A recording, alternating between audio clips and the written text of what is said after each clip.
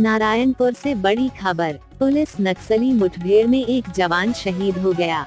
जिला नारायणपुर एवं दंतेवाड़ा के सीमावर्ती क्षेत्र तुलारगुफा और मंगारी के मध्य पुलिस पार्टी और माओवादियों के बीच मुठभेड़।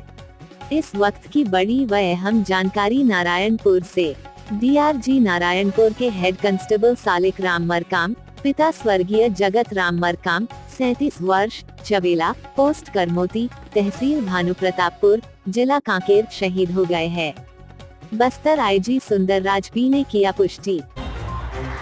आज समय विशेष में बस इतना ही। कल फिर हाजिर होंगे नई खबरों के साथ। मुझे इजाजत दीजिए। नेहा श्रीवास्तव, धन्यवाद।